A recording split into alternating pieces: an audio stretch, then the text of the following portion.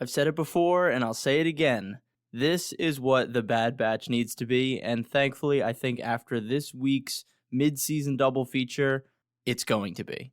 Episode 7, Clone Conspiracy, and Episode 8, Truth and Consequences, I think proved so many things about the show, The Bad Batch. And I'm going to jump in with probably the biggest compliment I can give The Bad Batch, and I don't think this is new for this week, but I think this week solidified it because it was a different type of episode for The Bad Batch. And that is that The Bad Batch could go toe-to-toe with Clone Wars when it comes to action, we've known that, but also with political intrigue. This week's episode felt very reminiscent of the episode where Satine was on Coruscant in Clone Wars and she was being hunted down because she was trying to prove that the Republic should not occupy Mandalore or get involved or send troops there to stop Death Watch, because Satine knew that she needed to keep her world independent of the Republic and separatist conflict. And the cat and mouse game that happened here with Senator Chuchi, shout out, she was the MVP this week, an OG from the first season of Clone Wars. It was so great to see her in the spotlight again and being just such a compelling character. She was always a supporting character in Clone Wars. She was always kind of in the background with Padme, but here she was at the forefront, and I absolutely loved what they did with her character here. But like I said, all these backdoor dealings, these chess moves between all these different players, even within their own factions, of course, with the Emperor and Rampart playing their own games against each other, and then having all these senators that can't speak out on the Republic side or the Empire side, like Bail Organa, Chuchi, and having all these clones involved now with Rex kind of stumbling upon this issue and then bringing the Bad Batch into it, and then all of these veteran clones that are kind of forced to retire, and they realize, like, we don't have anything else in this life, something that the Bad Batch had already learned and is still learning how to figure out, but instead these clones don't have someone like Omega to broaden their perspective on the galaxy. So really interesting from all angles, and like I said, I think the political intrigue here was done so well, and I think because the Bad Batch thrives with this new animation that they've been able to develop over these years and this fantastic score that Kevin Kiner has been doing for this entire show, it all really elevates the already good formula that the Clone Wars had with these type of political intrigue episodes, but I think the Bad Batch just has the tools to do it better, and here they did. The cinematography, the usage of lighting and debris and smoke, like of course when Captain Rex came through the smoke, like that was so great, and it really feeds into that noir kind of feel that they were going for here. So really appreciate everything that the Bad Batch did this week. This is how good the show can be, and I just wanted to give its props that Bad Batch, when it wants to be, can not just match up with the Clone Wars from an action sense, which it's definitely done, but also from that political side, which is great for this time period. You need that element for the Empire completely taking over the galaxy and having all these senators that were kind of forced into being a part of the Imperial Senate. And now they're a couple months in, probably at this point, maybe a year or two. I'm not sure what the timeline is here, but they're finally realizing, like, hey, we need to do something now because this isn't going the direction that we might have thought it was. And if we were always opposed to the Empire, we might not have this power in the future. So we have to exercise it now, because who knows what the Imperial Senate will become if there are people that speak out.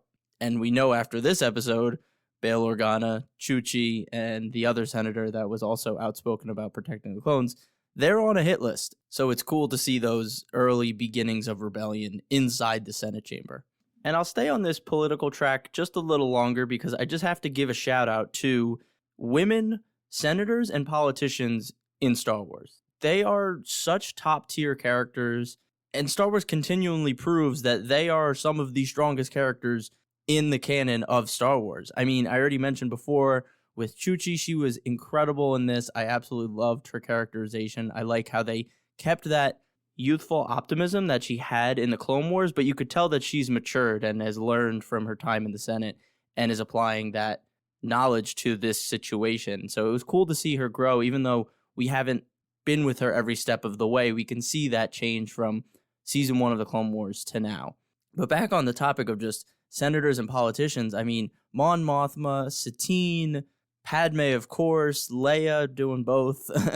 It's just great that Star Wars has kind of carved out this area where women are both powerful and intelligent and some of the most interesting characters in the galaxy. And I just had to shout it out because this episode just proved it again. So definitely shout out to the women senators and politicians in Star Wars, and keep giving us good ones. I absolutely love them.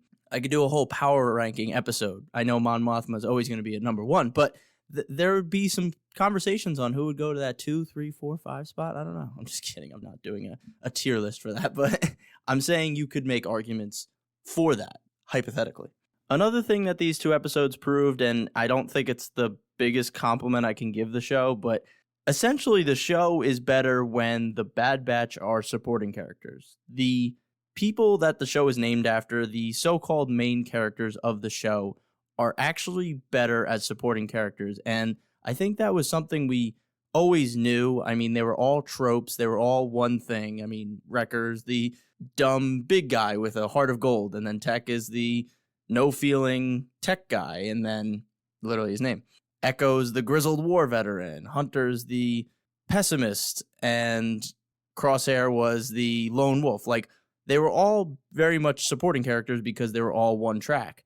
And this week kind of proved, without a shadow of a doubt, that it's definitely more interesting when they focus on the time period and they focus on these big chess moves being made on bigger stages, and they're just a little cog in that whole machine.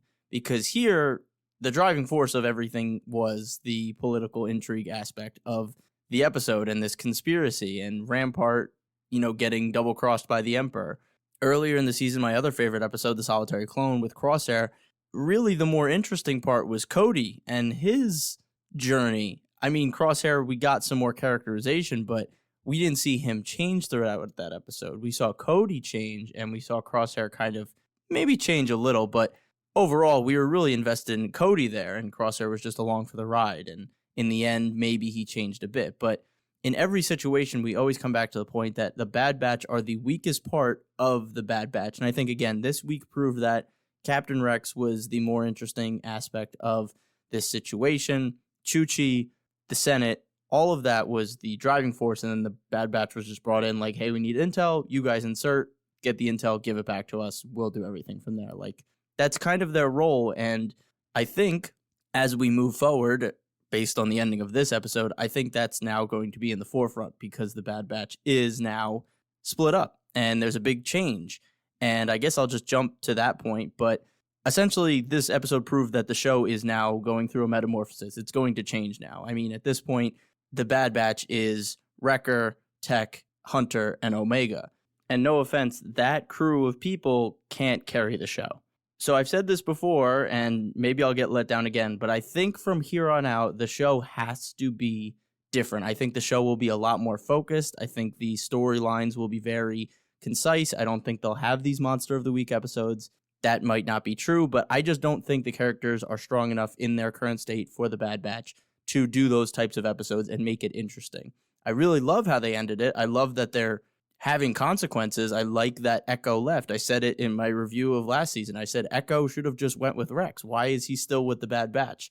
And I love that he's going with Rex now, and they'll help out other clones. And like I said, because we know what happens in Rebels, Echo's not going to make it very long. So it's going to be interesting to see maybe that we're going to get dual perspective show now, or 3 perspectives. We'll have a couple minutes in the Empire with the Crosshair, and then we'll switch over to the Bad Batch, and we'll have a little bit of time there, and then we'll switch over to Echo to see what he's doing with Rex. It's actually interesting. It's now going to open up the show to touch on these different aspects. They might even have this political aspect. We might stay with Chuchi, Bail Organa, and the Senate. Like, maybe we'll see what's going on there. So I think it really makes the show a lot more dynamic. I enjoyed that Echo left. I think this is another thing it proved. I think it proved that Echo deserved better in season 1, because I think they've tried to put in a lot of development in this one season. Season 2, he's talked the most, he's had the most feelings this season, and now he's making this big decision.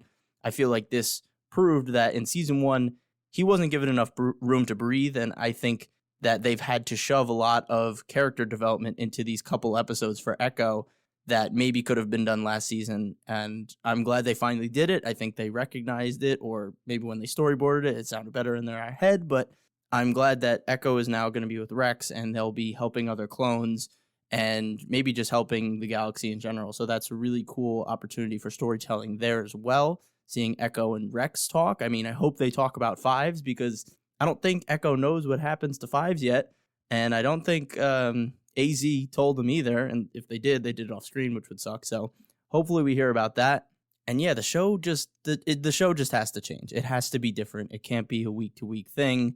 But I'm not sure where the story goes from here. Hopefully there's a goal now, because the Bad Batch were kind of just going aimlessly through the galaxy. So maybe there's a goal now, and I'm looking forward to seeing where it goes from here.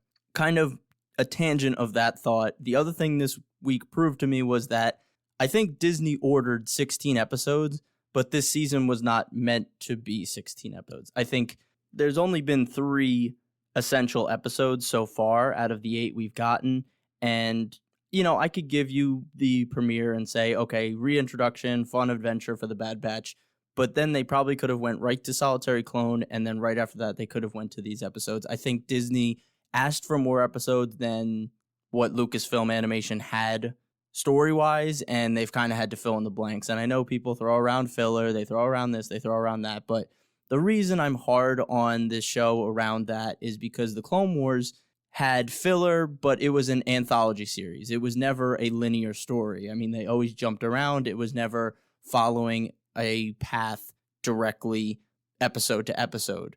So when you have a show like Bad Batch where you are following those characters episode to episode, and you kind of do all these sidetracks and there's never really a direction, like every week it was Omega does this, Omega gets in trouble, Bad Batch has to fix it. They're reluctant to fix it because they're like, we need to stay low. We don't need the Empire to know where we are. We can't get involved. And then 2 seconds later, they get involved, and then they do all this stuff. So I just felt like there was no direction in the show. There was no end goal. And maybe that was the point. Like, oh, they're kind of aimlessly going around. They don't know what they need to do, and they're figuring it out. But at the end of the day, it's structured like a focused linear show, but the episodes didn't reflect that.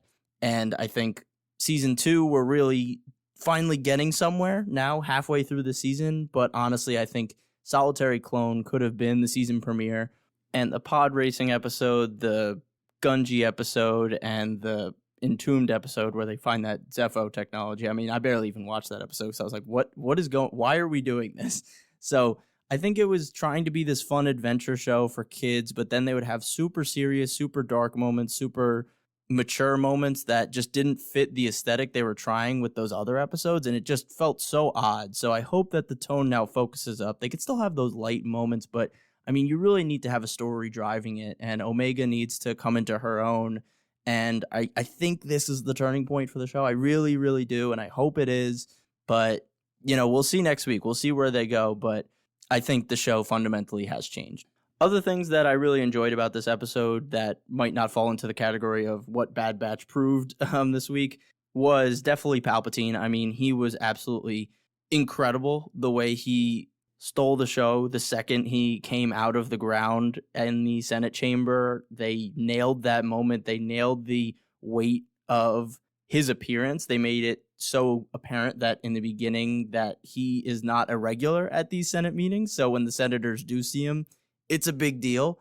And the fact that he had that manipulative, charismatic kind of soft-spoken tone as he came up, and he's like, I believe that Rampart did this without consulting the Empire. He's a traitor, and because of this, we need to be strong. And the way he perfectly twisted this situation, it was really satisfying. So I thought they did the Emperor so well. I don't know who performed. I think someone said Ian McDermott performed, which is incredible that he's still playing this character, but whoever did nailed it. And I think just the real world feel of this episode was awesome. I loved the idea of veterans care and these clones, giving everything to the Republic through no choice of their own, and becoming the bad guys to a lot of people through no choice of their own.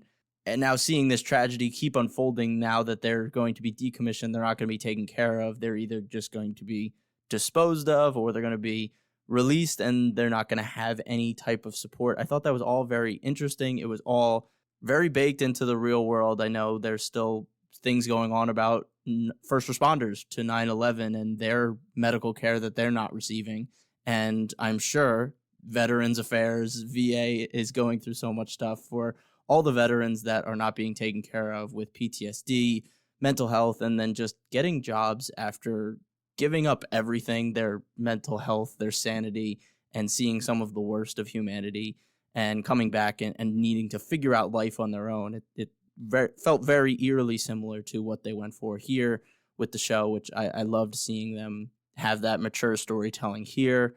And it made me think about it. It was just like, wow, all these years I never thought about it. The clones never had representation in the Senate. There's billions of people doing the bidding of the Senate, but no one was ever there talking on the clones' behalf. And the people that were talking on the clones' behalf were the Kaminoans, who owned the facilities and were making a profit off making more clones. So they were never really there for their benefit.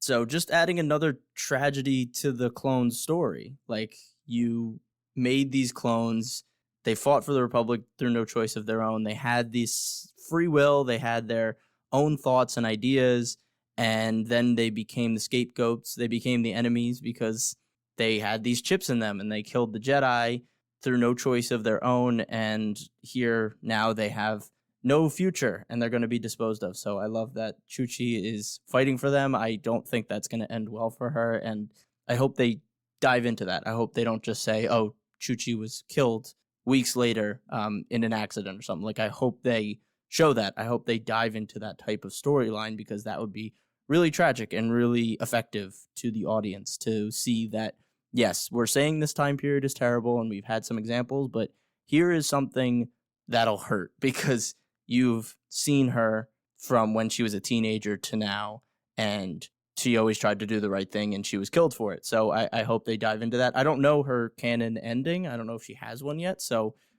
if they could do that in Bad Batch, that'd be great. And then, of course, I've kind of sprinkled it throughout, but the music and the animation are still top tier, industry leading. The shots of the Venator in that dark lighting, it was so menacing and imposing on the screen, and then it crashes, and again, you have that particle effects around it. It's really amazing, and the music has just been phenomenal throughout. So the Kiner brothers continue to prove that they own animation music. So absolutely love that. And yeah, as you can tell, I love this week's double feature. It was fantastic. This is how good the Bad Batch can be, and that's why it's frustrating when it's not, and it's just like filler or just random adventures that don't really contribute much. They're not even like fun adventures. They're just adventures because we have to fill time. So it's frustrating when you get those and then you come back and you're like, this was what the show should be. Why are we doing all that other stuff when we have this gold mine of a time period to dig into? So I just want them to stay here. Just stay in this lane. Have your like one-off adventures, like maybe once or twice a season, but really focus this story, and I think they will. So hats off to Bad Batch this week. Fantastic 2 episodes. Shout out to Chuchi this week for being the MVP. And I do want to highlight this incredible quote that she had that really just sealed the deal for me. It was in the first episode when she said, "Curious how speaking up for what's right has become an act that causes a stir, unlike inaction, apathy, or ignorance." I mean, this is the level of writing that we should be getting week to week. This is some Andor writing right here. I absolutely was floored when she said that. I was like, damn, Bad Batch, come on. I need that more. Total shout out to Chuchi. She's awesome. I really hope we see more of her. But yeah, overall, those are my thoughts. I definitely want to hear your thoughts on the Bad Batch if you're caught up, or what are you thinking? Is it heading in the right direction, or do you miss those week-to-week episodes on monsters and whatever? Let me know on Instagram at @star_wars_mark of balance. I did not mean for that to sound arrogant. Like, I wasn't saying, oh, you like those episodes? Like, no, if you enjoyed those episodes, like, let's talk about what you enjoyed about it. Like, I just want to talk about Bad Batch. So, as always, thank you so much for listening. Really appreciate the support. Really appreciate the support on the 2-year anniversary podcast episode. That was incredible. And as always, stay safe, stay healthy, and may the Force be with you. Peace.